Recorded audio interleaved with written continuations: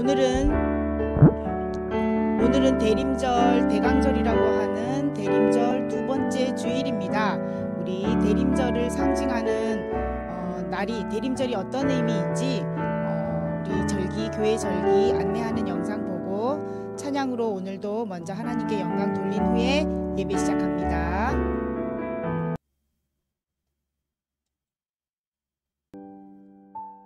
대림절의 유래와 의미에 대해 살펴보겠습니다. 교회력의 시작을 알리는 대림절은 대강절, 강림절이라고도 합니다. 영어로는 어드벤트라고 하는데요. 이 단어는 로마의 황제가 왕위에 오른 뒤 여러 지역을 차례로 방문할 때 His Advent라고 말한 것에서 유래하였습니다. 이 당시 그리스도인들은 진정한 주님이시며 이 세상의 유일한 왕은 로마 왕이 아니라 예수 그리스도라고 생각하여 어드벤트를 예수 그리스도의 오심이라는 의미로 바꿔 사용하였습니다. 이를 통해 알 수 있듯이 대림절은 예수님을 기다리고 준비하는 절기입니다. 여기에는 이중적인 의미가 담겨 있는데 우리를 구원하기 위하여 이 땅에 오신 예수 그리스도, 즉 성탄을 기다리는 동시에 다시 오실 예수님을 기다리는 절기입니다. 대림절은 성탄절 4주 전부터 시작되는데 11월 27일에서 12월 3일 사이에 있는 주일날이 절기의 시작점이 됩니다. 부활절을 맞이하고 준비하는 시간으로 사순절이 있듯이 성탄절을 맞이하고 준비하는 기간으로 대림절이 있는 것입니다. 특별히 대림절은 총 4주간의 주일 동안 대림초를 사용하면서 예수 그리스도를 기다립니다. 총 4개로 이루어진 대림초는 주일마다 하나씩 불을 밝히는데요. 4가지의 초는 각각의 의미를 가지고 있습니다. 진보라색 첫 번째 초는 기다림과 소망을 의미하고 보라색 두 번째 초는 회개와 평화를 의미합니다. 그리고 분홍색 세 번째 초는 사랑과 나눔을 의미하며 연보라색 네 번째 초는 만남과 화해의 의미를 담고 있습니다. 대림초의 색은 모두 보라색 계열이지만 성탄절이 가까워지면서 색이 점차 연해지다가 성탄절에는 흰 초의 불을 밝히게 됩니다. 이것은 이사야 1장 18절의 말씀과 같이 예수님을 맞이하는 우리들의 죄가 눈처럼 양털처럼 희어지게 되는 것을 의미합니다. 대림절은 이미와 아직 사이를 살아가고 있는 우리에게 우리를 구원하시기 위해 이미 이 땅에 오셨던 예수 그리스도, 그리고 아직 다시 오시지는 않았지만 반드시 다시 오실 예수 그리스도를 기억하며 준비하는 절기입니다. 기쁘고 즐거운 성탄절을 맞이하기 전 약 4주간의 시간을 예수 그리스도의 생각으로 가득 채워보면 어떨까요?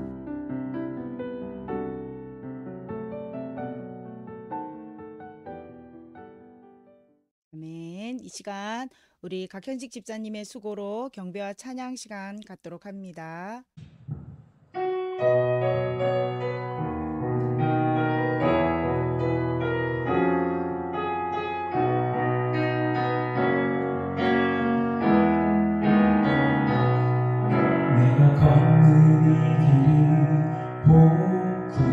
수가 있어도 내 심장이 울렁이고 가슴 아파도 내 마음속으로 여전히 기뻐하는 까닭은 하나님은 실수하지 않으심일세.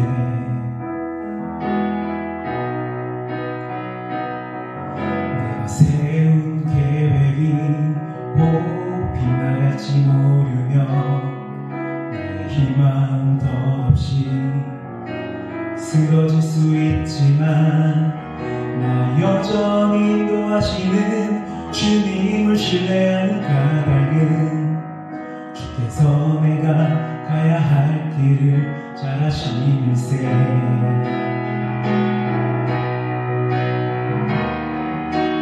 어두운 밤 어둠이 깊어 나를 가시는 밝지 않을 것 같아 보여도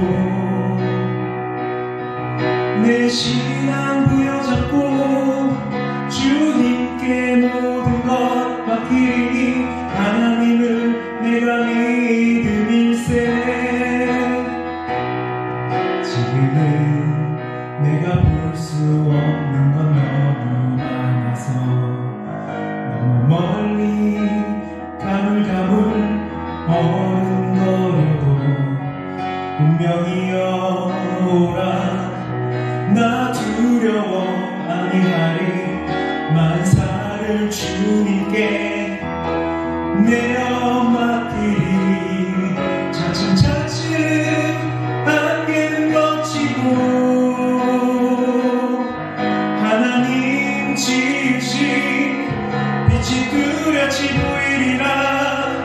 가는 길이 온통 어둡게만 보여도 하나님은 실수하지 않으신다네.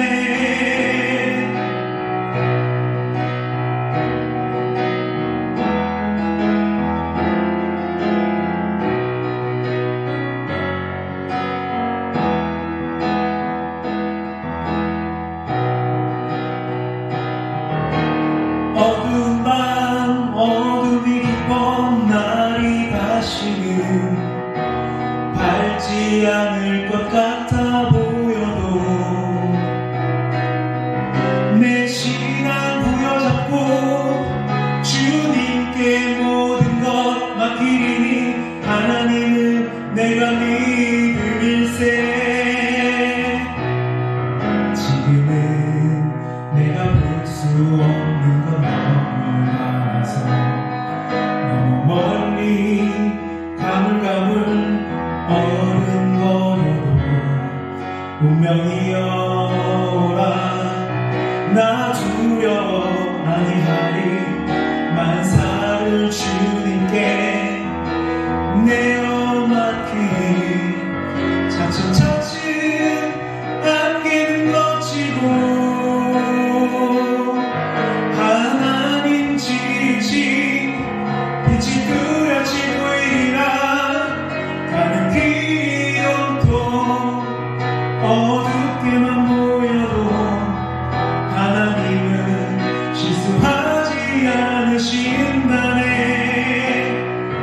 가는 길이 온통 어둡게만 보여도 하나님은 실수하지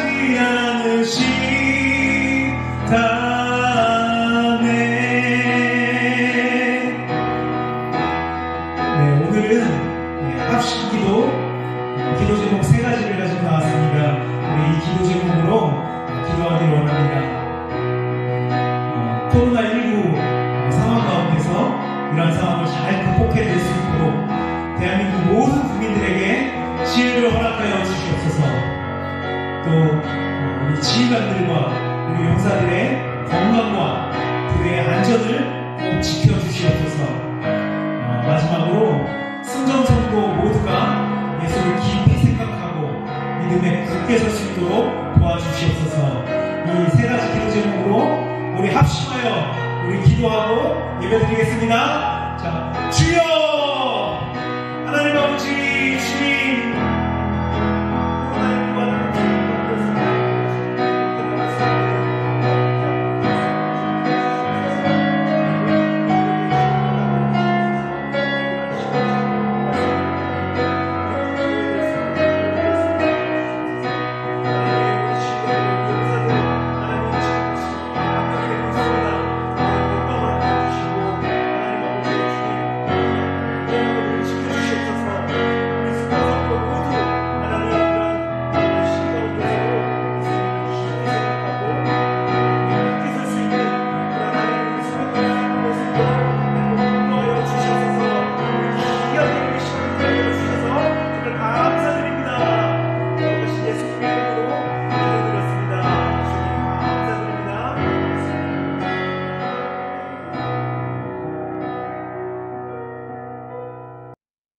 할렐루야.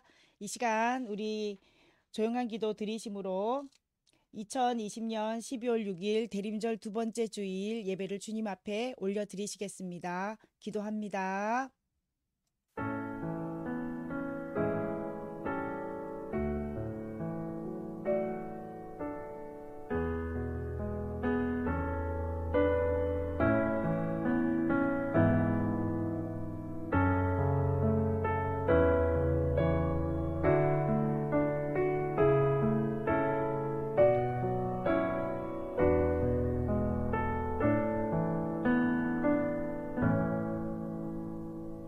여호와는 위대하시니 크게 찬양할 것이라. 그의 위대하심을 측량하지 못하리로다.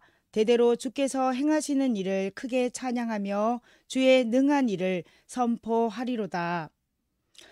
할렐루야. 우리를 사랑하사 독생자를 아낌없이 내어주신 주님, 주님의 무한하신 사랑을 입은 자들이 이 시간 거룩한 주님의 날을 기억하여 온 마음을 다해 예배합니다. 우리의 찬양을 기쁘게 받으시고 우리의 마음을 받아 주시옵소서. 또한 이 시간 주님 홀로 영광 받으시옵소서. 예수님의 이름으로 기도합니다. 아멘. 우리 찬양합니다. 찬송가 5장입니다.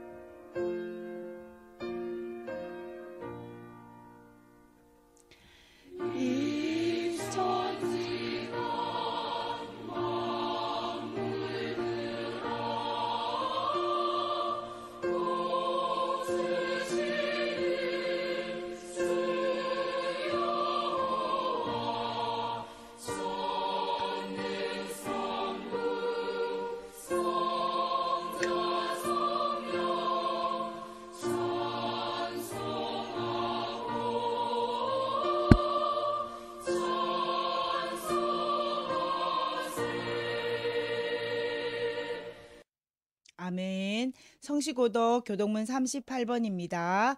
다 같이 교독하겠습니다. 지존자여, 시편금과 비파와 수금으로 여호와께 감사하며 주의 이름을 찬양하고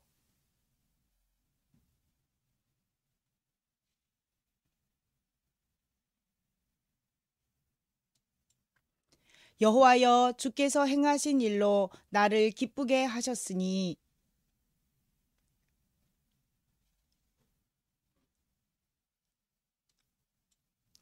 의인은 종려나무같이 번성하며 레바논의 백향목같이 성장하리로다.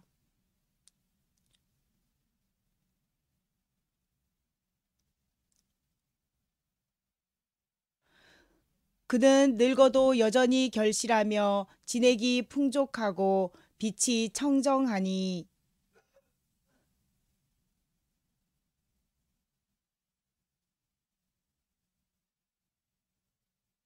아멘. 이 시간 우리 사도신경으로 신앙 고백합니다.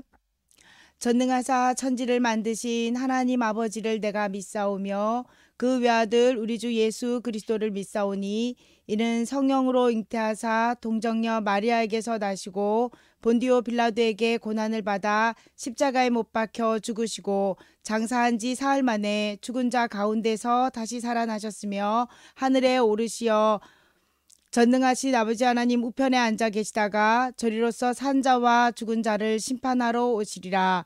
성령을 믿사오며 거룩한 공교회와 성도의 교제와 죄를 사하여 주시는 것과 몸이 다시 사는 것과 영원히 사는 것을 믿사옵나이다. 아멘. 죄송합니다. 제가 사도신경 버전을 새 번역으로 넣는다는 것이 이렇게 또 잘못 들어갔습니다. 혼란을 드려서 죄송합니다. 이 시간 우리 찬양으로 주님께 영광 돌립니다. 예수는 나의 힘이요. 찬양합니다.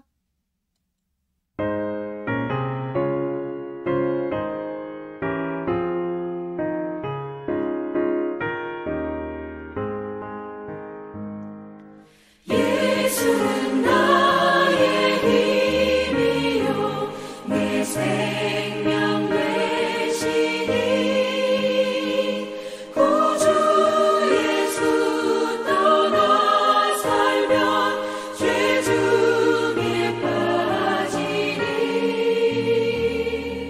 눈물이 앞을 가리고 내 맘에 근심 쌓일 때 위로하고 힘주시니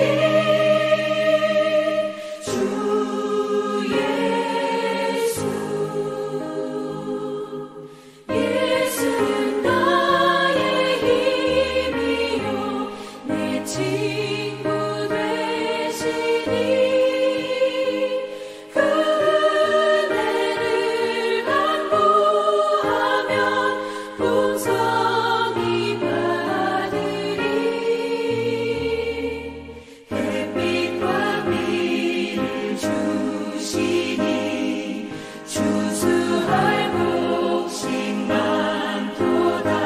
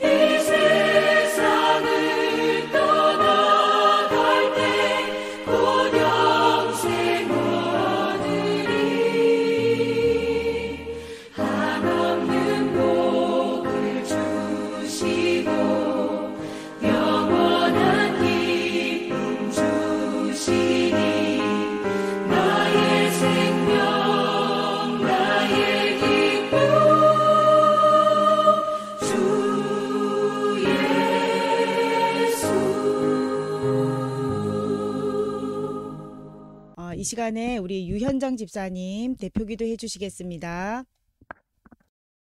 살아계신 하나님 아버지, 한 주간 부르신 자리에서 주님과 함께 동행하게 하시고 거룩한 날 주를 예배할 수 있게 해주심에 감사합니다. 유난히 많은 일이 있었던 2020년도 이제는 끝자락을 향해 나아갑니다. 코로나로 인해 교회와 멀어졌던 몸이 마음의 거리까지 주님과 멀어진 건 아닌지 저희의 약한 믿음을 용서하여 주옵소서. 교회에 가지 않는 것이 어느덧 익숙해져 어쩌면 몸과 마음이 편해져 버렸음을 고백합니다. 주님이 없이는 단 하루도 살 수 없는 저희들임에도 불구하고 주님 없이 살 수 있을 것 같다는 마음으로 살아가는 저희의 교만함을 용서하여 주시고 다시 한번 주님 앞에 나아갈 수 있게 성령님 함께해 주옵소서. 소망이 보이지 않는 이 길이 우리를 힘들게 할지라도 포기하지 않음은 주님이 우리의 소망이 되시기 때문입니다. 주님만이 우리 삶의 소망이 되시어 우리 삶을 통해 주님의 뜻을 이루어 가옵소서. 추워지는 날씨 속에 군 생활의 어려움이 피부로 와닿을 때가 많습니다. 건강한 몸으로 주어진 임무를 넉넉히 해내고 외롭고 힘든 군 생활 가운데 인내가 훈련되어지며 주님께 더욱 집중하여 주님과 더 깊은 사귐이 있도록 인도하여 주옵소서. 오늘 목사님의 입술을 통해 선포될 하나님의 말씀을 기대합니다. 오늘 받은 말씀들이 삶으로 열매 맺게 하시고 오늘 드린 찬양이 우리 평생의 찬양이 되게 하옵소서. 감사드리며 예수님 이름으로 기도합니다. 아멘. 계신 우리 아버지, 아버지의 이름을 거룩하게 하시며 아버지의 나라가 오게 하시며 아버지의 뜻이 하늘에서와 같이 땅에서도 이루어지게 하소서. 오늘 우리에게 일용할 양식을 주시고 우리가 우리에게 잘못한 사람을 용서하여 준 것 같이 우리 죄를 용서하여 주시고 우리를 시험에 빠지지 않게 하시고 악에서 구하소서. 나라와 권능과 영광이 영원히 아버지의 것입니다. 아멘. 이 시간에 우리 각 에스더 어린이가 우리를 대표해서 성경 말씀 읽어줍니다. 오늘의 말씀은 히브리서 3장 1절에서 6절의 말씀입니다. 같이 우리 에스더 어린이가 읽을 때 같이 읽겠습니다. 그러므로 함께 하늘의 부르심을 받은 거룩한 형제들아, 우리가 믿는 도리의 사도이시며 대제사장이신 예수를 깊이 생각하라.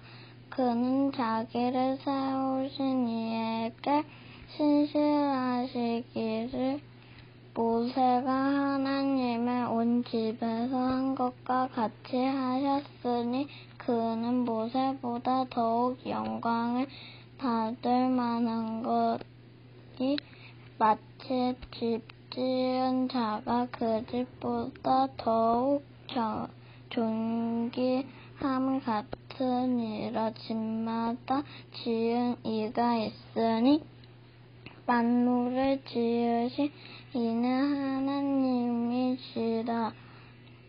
또한 모세는 장래에 말할 것을 증언하기 위하여 하나님의 온 집에서 종으로서 신실하였고 그리스도는 하나님의 집을 맡은 아들로서 그와 같이 하셨으니 우리가 소망의 확신과 자랑을 끝까지 굳게 잡고 있으면 우리는 그의 집이라. 아멘. 네, 이 시간에 주님의 말씀 우리가 듣는 시간입니다. 오늘의 제목 예수를 깊이 사랑하라, 생각하라. 예수를 깊이 생각하라. 같이 읽어볼까요? 시작. 예수를 깊이 생각하라. 반갑습니다. 오늘 방송사고가 좀 여러 번 나고 있는데 죄송합니다. 모니터링을 조금 더 철저하게 했어야 했는데 역시 죄송하고요. 한 주간 동안 잘 보내셨죠? 평안하셨습니까? 날씨는 추워지고 또 코로나 사태는 점점 더 우리를 우울하게 만들지만 그럼에도 불구하고 우리에게 인내의 시험을 또 주시는 줄로 알고 우리 이 가운데서도 기도하면서 잘 이겨낼 수 있었으면 합니다. 오늘은 예수를 깊이 생각하라 라는 말씀으로 히브리서 말씀으로 주님의 음성을 듣고자 합니다. 말씀 속에서 귀한 은혜 받기를 바라며 잠시 기도하겠습니다. 기도합니다. 이 시간 완전하신 주님께서 말씀하여 주시옵소서. 우리의 짧은 지식으로 하나님의 말씀을 분석하지 않게 하시고 말씀의 거울에 비추어 지난 한 주간 우리의 삶을 돌아보게 하시고 다시 일어설 수 있는 힘을 주시옵소서. 주님의 말씀을 대변하는 저나 또 말씀을 받는 우리 성도들 모두에게 은혜의 시간이 될 수 있도록 도와주시옵소서. 예수님의 이름으로 기도합니다. 아멘.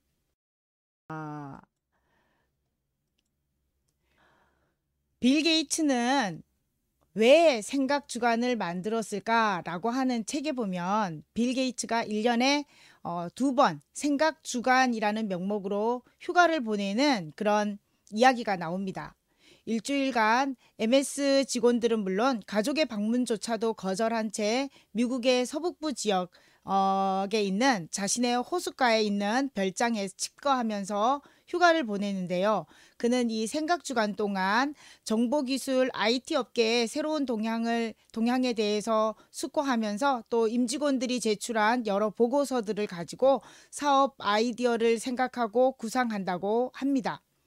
인터넷 그 브라우저 시장이었던 1인자이었던 그 넷스케이프를 제칠 수 있었던 이유도 바로 여기에서 나왔고 온라인 비디오 시장 게임에서도 그가 아주 탁월한 그런 자리에 설 수 있었던 것도 모두 이 생각 주간의 힘 덕분이었다고 하죠. 이제 빌 게이츠의 생각 주간은 MS의 공식적인 시스템으로 제도화되어 있어서 직원들에게도 이 생각 주간을 갖도록 하고 있습니다. 빌 게이츠가 이런 말을 했죠. 경쟁자는 두렵지 않다. 경쟁자의 생각이 두려울 뿐이다 라고 말했습니다. 1999년도에 번역되어서 나온 빌 게이츠 생각의 속도, 여기에서 미래에 대하여 예견하였는데 빌 게이츠의 이 예견이 20년이 훌쩍 지난 오늘날 현실이 되어 있는 것을 보면 그의 생각은 참으로 많이 앞서가 있었던 것 같습니다. 우리는 20년 후를 예측하라고 하면 또 생각해 보라고 하면 우리는 어떻게 생각하게 되는지 이렇게 생각해 보면 20년 후 좀 까마득한 이야기 같고 피부로 와닿지 않는 느낌이 들 겁니다. 그러나 빌 게이츠에게서 생각의 힘이 얼마나 위대한지 다시 한번 생각해 보게 합니다. 오늘날 학생들에게 특별히 어린 아이들에게 생각해 보자라고 하면 무척 힘들어합니다. 그리고 그 생각을 글로 표현해 보자라고 하면 죽으려고 하죠. 왜냐하면 글 쓴다는 건 일단 생각을 전제하고 있어야 하기 때문입니다. 생각의 힘이 약하니까 글 쓰는 게 어렵습니다. 생각이 멈추면 소망이 사라집니다. 생각이 발동할 때 꿈이 생깁니다. 영적 세계에서 생각이 멈춘다라는 것은 영적 죽음을 의미합니다. 오늘날 사탄의 최고의 무기가 무엇입니까? 바로 스마트 기기죠. 그 속도와 편리함을 우리가 상징하고 있기는 하지만 생각하는 시간을 송두리째 빼앗아 버렸습니다. 미디어 환경을 탓할 게 아니라 그 환경에 무방비 상태로 나를 내버려 둔 그런 것이 문제이죠. 이 시간 우리가 생각하기를 원합니다. 히브리서 3장 1절에 예수를 깊이 생각하라 라는 말씀이 나옵니다. 이 말씀은 결론부터 말씀드리면 자신의 삶과 연관지어 예수가 어떤 분이신지를 깊이 깨닫으라 라는 말씀입니다. 생각하라고 해서 단순한 띵크의 개념이 아니라 내 삶과 연관지어서 예수가 나에게 어떤 분인지를 깊이 생각하라. 이렇게 깊이 생각할 때 영적인 파워가 나온다는 것을 말씀해 주고 있습니다. 히브리서에 대한 이해를 먼저 좀 하고 넘어갔으면 합니다. 히브리서는요. 이 히브리서의 대상이 유대계 그리스도인입니다. 히브리인으로서 유대교를 떠나 그리스도인이 된 사람들에게 보낸 편지이죠. 우리가 신약 성서의 여러 서신서들을 보면 그 서신서들의 제목이 바로 수신자들을 향해서 이름이 붙여졌다는 사실을 우리가 알 수 있습니다. 히브리서도 히브리인들에게 전해준 편지인데 그냥 모든 히브리인들이 아니라 히브리인으로서 그리스도인이 된 개종자들에게 쓴 편지입니다. 그런데 이 책의 저자는요, 누군지 정확하게 알 수가 없습니다. 많은 신학자들이 사도 바울은 아닐까라고 생각은 했지만 그의 문체라든가 또 논리적인 그 서술 기법들을 보면 사도 바울의 편지들과는 사뭇 다르기 때문에 확실히 사도 바울은 아니다라고 이야기하고 있습니다. 그런데 왜 이 히브리서에서는 그들에게 예수를 깊이 생각하라라고 이야기했을까요? 왜 예수가 누구인지 분명히 알아라라고 이야기하고 있는 걸까요? 특별히 이 히브리인들에게 그들은 어떻게 그리스도인이 되었는지를 오늘 알아볼 필요가 있습니다. 히브리서 3장 1절에 보면 하늘의 부르심을 받은 거룩한 형제들이라고 하면서 여기에 등장하는 주인공들에 대한 그들의 신앙의 정체성을 이야기해 주고 있습니다. 하늘의 부르심을 받은 거룩한 형제들. 하늘의 부름을 받았다라는 것은 다시 돌아갈 곳, 귀속할 곳이 하늘이다라는 것을 상징해 주고 있습니다. 하늘나라에 소망을 두어야 하는 존재들이다. 뿐만 아니라 그들은 거룩한 형제들이다 라고 이야기합니다. 거룩의 뜻이 무엇일까요? 거룩은 바로 분별하다라는 하늘에 소망을 둔 자들로서 구별하다라는 뜻을 가지고 있습니다. 특별히 세상 속에 살지만 세상과 구별된 특별한 그런 형제들로서 이들의 신앙의 정체성을 이야기하고 있습니다. 그런데 보십시오. 이들이 현재 살아가고 있는 곳은 어디입니까? 바로 이 땅이죠. 거짓과 허무와 모순과 불확실성이 뒤엉켜 있는 곳이 바로 이 세상입니다.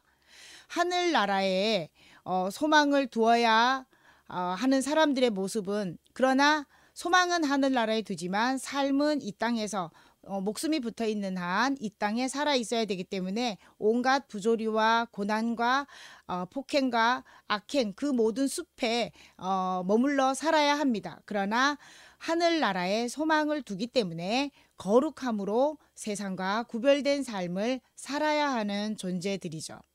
그러면 이들은 어떻게 해서 하늘에 부르심을 받았고 거룩하게 되었을까요? 죄악으로 사망에 이를 수밖에 없었는데 예수 그리스도의 십자가의 공로로 그들은 거룩해졌습니다. 그러므로 죄악이 난무하고 인간의 욕심과 경쟁이 삶의 수단이 되어버린 이 세상을 바라보지 말고 하늘나라에 소망을 두고 세상을 구원하신 예수를 바라보며 살아가는 공동체로서의 그들의 정체성을 말씀해 주고 있는 것입니다. 하나님은 우리에게 말씀하십니다. 너는 누구냐? 너는 무엇하며 살아야 하냐? 라고 우리에게 묻습니다. 여러분, 우리 자신에게 우리가 대답할 수 있어야 합니다. 하나님, 우리는 하나님의 거룩한 형제들입니다. 비록 이 땅에 살지만 장차 다시 오실 예수님을 바라보며 하늘나라의 시민답게 세상과는 구별된 삶을 살라는 부르심을 받았습니다. 라고 하는 우리 확신이 우리에게도 있어야 합니다. 두 번째, 예수는 누구인지를 이야기해주고 있습니다. 히브리서 기자는 예수님을 깊이 생각하라 라는 말씀을 전하면서 모세와 예수를 비교합니다. 왜 하필 모세였을까?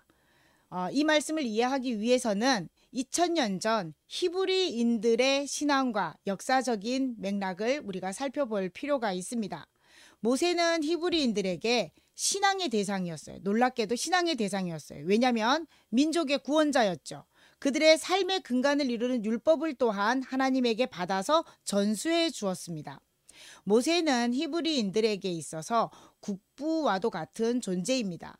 모세는 단순한 추앙의 정도가 아니라 그 이상이었다는 말입니다. 그러니까 히브리인들에게 있어서는 율법이 생명이었고, 그리고 그 율법을 전수해주며 이스라엘 백성들을 인도해낸 지도자가 모세였기 때문에 모세는 근본적으로는 하나님을 믿지만 모세를 추종했다라고 볼 수 있습니다. 그래서 당시 히브리인 기독교인들은 모세의 율법을 따르는 히브리인들의 개종을 요구받았어요. 너희들 예수라고 하는데 그 예수라고 하는 젊은 청년을 믿을 게 아니야. 하나님이 우리에게 율법을 주신 이 모세의 율법을 따라야 해. 그러니까 너희들 이쪽으로 건너와라 라고 계속 권면합니다. 반면에 또 한쪽에서는 로마 제국의 지배를 받고 있었기 때문에 그들은 기독교인들에 대한 엄청난 핍박을 가하죠. 그래서 핍박을 견뎌야 했어요. 핍박을 견뎌야 되는데 믿음이 연약한 자들 입장에서는 참 견디기 힘들어요. 그럴 때 유대인들이 우리의 정체성이 뭐지? 우리는 모세 율법을 받은 선민이야. 택함 받은 민족이야. 그러니까 우리 기독교에서 유대교로 다시 돌아와라 라고 하는 그런 유혹을 받고 있던 때였습니다. 그래서 히브리서 기자는 모세와 예수를 비교하면서 어떻게 예수가 더 위대한 분이신지를 설득해 줄 필요가 있었습니다. 이러한 상황에서 모세를 언급하고 있습니다. 그리스도가 근본적으로 본질적으로 모세와는 다르다. 그래서 성경을 읽어보면 모세를 집에 비유합니다. 하지만 집이 중요하냐 집 지은 자가 중요하냐, 집보다는 집 지은 자 바로 하나님의 아들 예수가 중요하다라는 것을 비유로 설명해냅니다. 또한 신실함에 있어서 모세가 정말 신실하죠. 성경의 모세에 대해서 보면 아주 신실하고 완전하게 표현해 놓고 있습니다. 그런데 모세와 예수 모두 신실하기로 말할 것 같으면 둘 다 신실해. 하지만 모세는 종으로서 하나님의 종으로서 그 역할을 신실하게 잘 행해낸 위대한 지도자임에는 틀림이 없죠. 하지만 예수는 그 집을 맡은 아들로서 신실하신 분입니다. 그러므로 예수가 모세보다 훨씬 더 위대합니다. 그러므로 모세의 율법을 따르는 유대기로 돌아가지 말고 예수 그리스도를 꼭 붙잡고 있으십시오. 로마의 핍박도 견뎌내십시오 라고 하는 것이 히브리서의 주제입니다. 그러면 예수는 누구이냐? 이들에게 예수를 다시 한번 언급해 주고 있습니다. 예수 그리스도는 우리 믿음의 사도이시며 대제사장이다 라고 이야기합니다. 사도, 예수님은 자신에 대해서 이렇게 인식하고 있었습니다. 마태복음 28장 18절에 예수께서 나와 말씀하여 이르시되 하늘과 땅의 모든 권세를 내게 주셨으니, 하늘과 땅의 모든 권세를 하나님 아버지가 나에게 주셨으니 라고 하시면서 이 말씀을 선포하고 하늘나라의 일을 시작하십니다. 반면에 모세는 어떤가요? 모세는 이스라엘 백성들을 하나님께서 약속하신 땅으로 인도하는 사명을 받았습니다. 시내산에서 받은 율법을 기준 삼아서 이스라엘 백성들이 율법을 통해 하나님을 바라보도록 했습니다. 그런데 그들이 하나님을 바라보도록 했지만, 그리고 약속의 땅으로 들어가는 것까지가 모세의 역할이었죠. 하지만 예수님은 이스라엘 백성들을 위해서 하나님의 부름을 받고 이 땅에 오셔서 이스라엘 백성이라고 하는 한정된 민족만을 구원하신 게 아니라 전 세계 모든 인류를 다 구원해내는 그런 놀라운 일을 합니다. 그래서 예수님에 대해서 요한복음 17장 2절에 아버지께서 아들에게 주신 모든 사람에게 영생을 주게 하시려고 만민을 다스리는 권세를 아들에게 주셨음이로소이다 라고 사도로서의 하나님으로부터 받은 사명을 이렇게 이야기하고 있습니다. 그러므로 예수는 하나님의 부름을 받고 이 땅의 모든 인류를 구원하기 위해 오신 우리가 믿는 믿음의 사도이십니다 라고 하는 사실을 분명하게 기억하라고 이야기합니다. 또한 예수는 누구냐? 대제사장이다 라고 얘기합니다. 이스라엘에게 있어서 대제사장은 이스라엘 백성들을 대신해서 지성소에 들어가서 1년에 한 번 지성소에 들어가 백성들의 죄를 용서해 주십시오 라고 하면서 하나님께 중보를 하게 되어 있었습니다. 그런데 대제사장조차도 죄인인지라 그도 그때마다 하나님 앞에 정결 예식을 취하는 제사를 올려드려야 했어요. 본인도 죄인이기 때문에 본인의 죄를 씻음 받고 그리고 깨끗한 상태에서 용서함 받은 상태에서 지성소에 들어가서 백성들의 죄를 대신 구했어요. 만약에 대제사장이 자신의 정결 예식을 거치지 않고 들어가면 지성소에서 아무도 모르게 지도새도 모르게 죽어 나와야만 했습니다. 아주 무서운 자리이죠. 그래서 항상 자기를 돌아보고 자기의 잘못을 하나님 앞에 바로 아릴 수 있는 그런 영적으로 민감한 역할을 감당해야 됐던 것이 대제사장입니다. 그런데 예수님은 어떻습니까? 말씀을 같이 읽어봅니다. 히브리서 9장 12절 말씀 같이 읽어볼게요.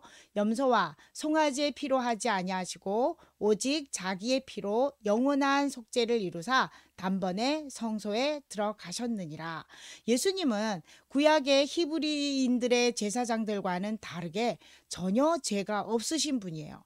그래서 본인의 죄를 용서받기 위한 정결의 제사를 거듭거듭 드릴 필요가 없었어요. 본인 자신이 제물이 되어 단번에 죄를 용서해 주는 제사를 드렸기 때문에 예수님을 믿으면 더 이상 짐승 제사를 드리지 않아도 되었던 겁니다. 그러므로 예수님이 누구인가? 예수님은 하나님의 부름을 받아 이 땅에 와서 세상 모든 사람들의 죄를 용서해 주시는 분. 나에게 접근해보면 나의 죄를 용서해 주시기 위해 하나님의 부름을 받고 이 땅에 오셨습니다. 그분은 죄가 없으시기 때문에 모든 죄에서 자유함을 주셨고 또한 더 이상 짐승 제사로 하나님께 거듭거듭 죄를 용서해달라고 구할 필요가 없는 완전한 제사를 드리신 분입니다. 라고 하는 예수님에 대한 확신을 가지라고 히브리서가 말씀하고 있는 것입니다. 영화 바울이라고 하는 영화가 2년 전인가요? 3년 전인가요? 횟수가 헷갈리는데 영화가 개봉이 되었었습니다. 그 영화를 보면 참 참혹한 장면들이 나옵니다. 이 시대가 바로 히브리서가 쓰여진 시대와 비슷합니다. 그 시대라고 생각하면 됩니다. 유대인들을 핍박하는 기독교인들을 핍박하는 그런 로마의 제국의 모습이 보여집니다. 여기에 보면 네로의 핍박이 얼마나 잔인했는지 배교하지 않고 믿음을 지키는 신자들의 모습이 정말 인상적으로 드러나 있습니다. 브리스길라와 아굴라가 헌신하는 장면이 나오는데 그들은 이렇게 말합니다. 우리가 로마를 떠나면 우리의 형제들은 무슨 힘으로 버틸 수 있겠습니까? 우리가 여기서 그들을 지지해 주어야 합니다. 라고 이야기를 합니다. 또한 고난받는 신자들에게 믿음의 권면을 남겨달라고 누가가 감옥으로 들어갑니다. 왜? 그곳에 사도 바울이 있었기 때문에 사도 바울에게 서신서를 써달라고 목숨을 걸고 감옥으로 들어가는 장면도 나오고요. 또한 산채로 인간 가로등을 만들어서 태우고 사자밥으로 원형 경기장에 그리스도인들을 밀어넣는 장면들도 나옵니다. 그런데 한결같이 그들은 두려워하지 않습니다. 물론 죽음에 대한 고통은 있어서 비명도 지르고 정말 참혹한 모습이 보여집니다만 그들 안에 찬송가를 부르며 하늘을 향해 하늘나라를 소망하며 천국에서 기쁘게 맞이해 주실 하나님을 기대하고 소망하며 그 고난과 고통을 감내해 내는 장면들을 볼 수 있습니다. 우리가 오늘 히브리서 말씀을 통해서 우리는 이러한 결단을 해야 합니다. 구별된 삶의 노래로 예수를 자랑하자. 예수는 이 땅의 모든 인류를 대신해서 오셨습니다. 임마누엘, 우리와 함께하기 위해서 오셨습니다. 특별히 대강절 기간에 우리는 구별된 삶으로 거룩한 삶으로 우리의 삶을 살아야 하며 그리고 그 삶을 통해서 예수를 자랑할 수 있어야 합니다. 누군가가 우리에게 이렇게 질문합니다. 우리가 누군가에게 이렇게 말할 때가 사람들과 대면할 때 혹시 내가 그리스도인이라는 것을 숨기는 분은 없으시는지요? 저도 상황에 따라서 내가 목사입니다라는 걸 굳이 알릴 필요가 없는 때도 있긴 합니다만 나는 교회 다녀요. 나는 예수쟁이입니다. 라고 이야기할 때 세상 사람들이 와, 부럽다. 그리스도인 되는 거 정말 부러워. 나도 한번 너처럼 그리스도인으로 살고 싶어. 라고 하는 말이 나올 수 있도록 우리의 삶이 예수를 자랑하는 삶이 되었으면 합니다. 두 번째, 형제들의 신앙을 권면하고 살펴야 합니다. 히브리서 오늘 우리가 읽은 말씀 이후 4장 이후에 보면 너희 형제들을 피차 권면해서 신앙이 떨어지지 않도록 잘 권면하라 라는 얘기가 나오고, 또 하늘 소망을 두는 그 일에서 낙오되는 자가 없도록 잘 살펴라 라는 말씀을 하고 있습니다. 우리가 50일 전차 대대 승전교회 공동체로 우리가 모였습니다. 그런데 우리 안에 있는 형제들을 우리가 우리의 삶의 노래로 그들과 함께 예수를 자랑하고 있는지, 또 그들의 형편을 살피면서 그들의 신앙이 성장하고 예수님을 더 깊이 만날 수 있도록 우리는 얼마나 권면하고 있는가, 하늘 소망을 품을 수 있도록 그들에게 그들이 소망이 끊어지지 않도록 잘 권면하고 있는가, 살피고 있는가 우리의 과제인 줄로 압니다. 특별히 부대교회의 특성이 세상과는 많이 단절되어 있는 것 사실입니다. 세상에 나가서 무언가를 할 수 있는 역할이 많이 제한되어 있습니다. 그럼에도 불구하고 우리가 세상에 영향력을 미치는 거룩한 신앙 공동체가 되어야 하겠고, 그리고 특별히 이 공동체에 속하지 않았으나 50일 전차 대대라고 하는 그 그룹 안에 이들이 울타리 안에 들어와 있는데, 그들에게 어떻게 예수 그리스도의 삶으로 그리스도의 공동체 안에서 누리는 참 자유를 소망할 수 있게 할까라는 과제를 안고 우리가 선교의 사명을 감당해야 할 줄로 압니다. 기도하겠습니다. 우리를 끝까지 사랑하시는 하나님, 우리를 구원하시기 위해 아버지의 부름을 받고 이 땅에 오신 예수님을 대망합니다. 함께 하늘의 부르심을 받은 승전교회 성도들이 죄악으로 가득한 곳에서 예수의 공로로 구원받은 자로서 구별된 삶의 노래를 부르게 하시고, 서로를 격려하며 믿음을 세워가게 하시고, 우리 50일 전차대대 용사들에게 그리스도인의 이름을 자랑하게 하옵소서. 예수님의 이름으로 기도합니다. 아멘. 이 시간 헌금하는 시간인데요. 찬양 부르지 않고요. 그냥 넘어갑니다. 구별하여 드린 헌금은 잘 모아두었다가 현장 예배 드리는 날 봉헌하시고, 역시 이게 보관하는 것이 용이하지 못하신 분들은 각현식 집사님께 문의하여 계좌 입금해 주시기를 부탁드립니다. 네, 바로 이어서 교회 소식 전합니다. 주님의 이름으로 환영합니다. 우리 가족들 얼굴 한번 보면서 환영한다고 인사해주고, 용사들은 생활관에서 각자 예배하고 있는데 이 답답한 현실이지만 눈빛으로 지나가는 우리 용사들을 향해서 사랑의 눈빛 날려주시면 고맙겠습니다. 온라인 예배이기는 하지만 우리가 정성을 다해서 하나님을 만나면 하나님 반드시 만나주신다는 거 기억하시고 정성을 다해서 예배하도록 합시다. 교회 밴드에 오늘도 새로 가입한 용사가 있는지 체크 한번 하겠습니다. 지난주에 드린 것처럼 이렇게 모바일 상품권 드릴 거고요. 그리고 또 성경 퀴즈가 잠시 후에 나갑니다. 정답과 예배 소감 올려주시면 추첨을 통해서 선물 드립니다. 오늘 곽현식 집사님 당직이셔서 함께 바로 실시간으로 정답 네, 우리 유 집사님이 계시군요. 네, 선물 나갑니다. 네, 요걸로 나갑니다. 그리고 우리 5회 기준으로 우리 용사들에게 지속적으로 예배할 수 있는 장을 마련해 놓았습니다.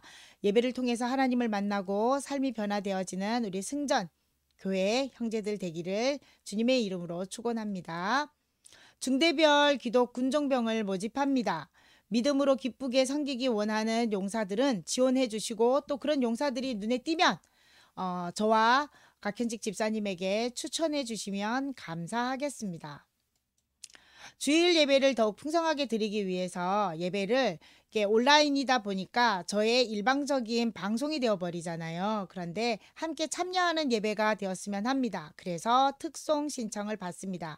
가족 단위도 좋고 개인 단위도 좋고 우리 용사들도 좋습니다. 스마트폰으로 찬양하는 장면을 녹화해서 저에게 우리 밴드 쪽지 있죠? 밴드 쪽지로 날려주시면 예배 때 함께 은혜를 나누도록 하겠습니다. 그리고 다음 주 예배 담당자 안내합니다. 기도는 김의진 집사님이시고 성경 봉독은 우리 어린이, 군종병 그리고 용사들 중에서 우리가 순서를 넣었습니다. 성경 봉독 다음 주는 김덕영 군종입니다. 그리고 부탁드립니다. 밴드 프로필을 변경해 주세요. 보면 소속을 표기해 주시는데 우리 간부님들도 잘 해주고 계십니다. 특별히 우리 용사들 가운데는 김덕영 군종이 작성해 놓은 자신의 프로필을 보면 이름이 있고 그 밑에 소속과 전역 날짜가 표기되어 있어요. 우리가 전역 날까지 건강하고 안전하게 부대 생활 잘할 수 있도록 위해서 기도해 주기 위함이니까 우리 김덕영 우리 군종병처럼 샘플 창고에서 밴드 프로필을 변경해 주시면 감사하겠습니다. 방역수칙 잘 지키시고 다음 주에도 우리 건강한 모습으로 만나 뵙도록 하겠습니다. 성경 퀴즈 들어갑니다. 성경 퀴즈. 네. 예수님은 우리의 믿음의 사도로 하나님의 부르심을 받아 이 땅에 오셔서 우리의 죄를 대신하여 죽으셨습니다. 이스라엘의 제사장과 다른 점이 있어요. 그 다른 점이 무엇인지 채팅창에 올려주시기를 부탁드립니다. 이스라엘의 대제사장은 죄 많은 인간이어서 지성소에 들어갈 때마다 정결케 하는 제사를 드려야만 했어요. 하지만 예수님은 어떠했다라는 것으로 답을 올려주시면 감사하겠습니다. 물론 예배 후에 계속 찬양이 좀 한 30분 정도 나갈 거니까 여유롭게 채팅창에 정답 올릴 수 있습니다. 어린이들이나 가족과 함께 들어오신 분들은 누구 땡땡 정답 이렇게 올려주시면 감사하겠습니다. 교회여 일어나라 우리 찬양하시고 축도로 예배를 마치겠습니다.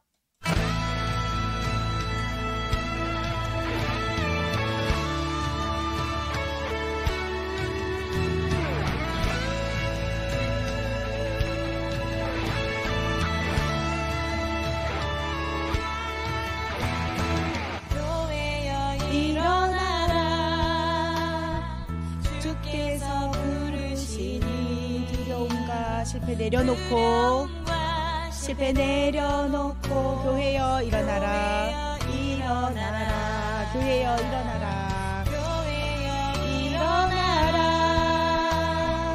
주께서 보내시니 우리 부르신 삶의 자리에서 교회여 일어나라 우린 세상의 빛 어둠을 밝히는 주를 나타내는 주의 교회 통해 우리를 통해 나를 통해 세상이 주를 보리라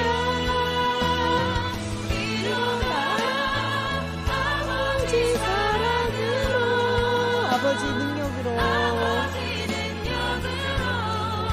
서로 하나 되어 그 빛을 비추라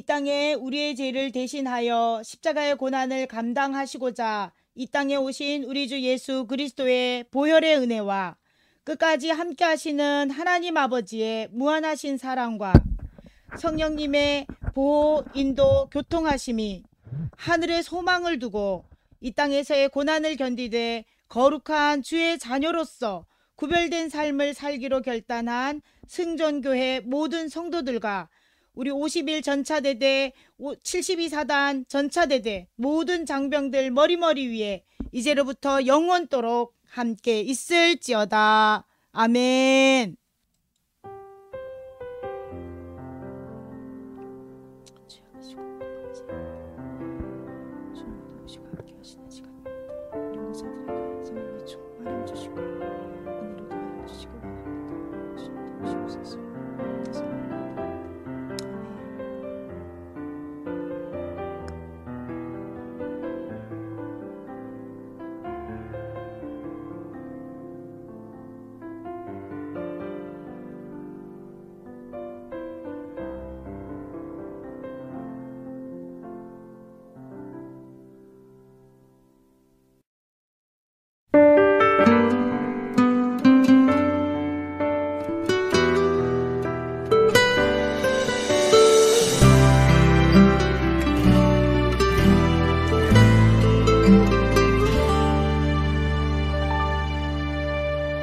슬픈 마음이 있는 자, 몸과 영혼 병든 자, 누구든지 부르시오. 예수 이름 부르시오. 그 이름을 믿는 자, 그 이름을 부르는 자, 그가 어떤 사람이든 그는 구원하리리. 슬픔 있는 자, 몸과 영혼 병든 자, 누구든지 부르시오. 예수 이름 부르시오. 그 이름을 믿는 자, 그 이름을 부르는 자, 그가 어떤 사람이든 그를 구원하리리.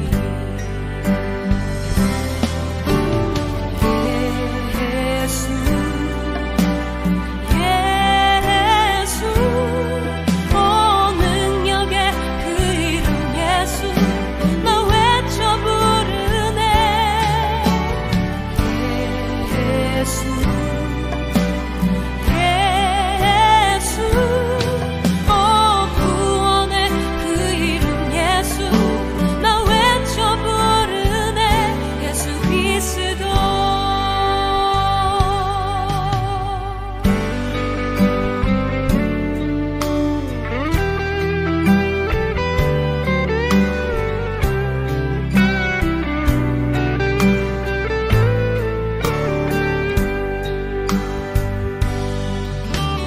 누구든 내게 없으나 나 가진 건 너에게 주니.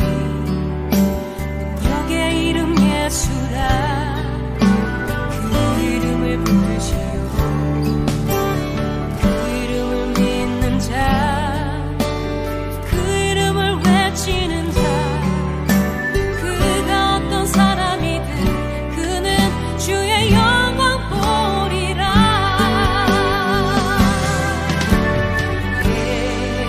예수 예수 오 능력의 그 이름 예수 나 외쳐 부르네. 예수 예수 오 구원의 그 이름 예수 나 외쳐 부르네. 예수 그리스도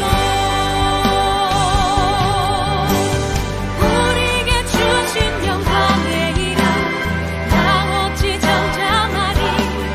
세상의 그를 외쳐 부르니 나의 주 예수 그리스도.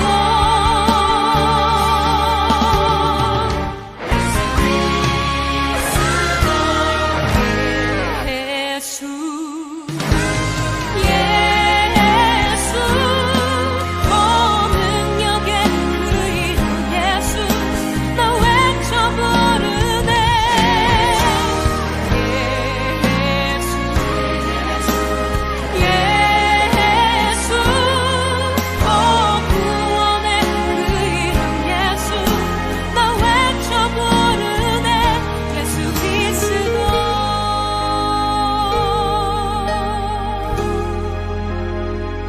예수 그리스도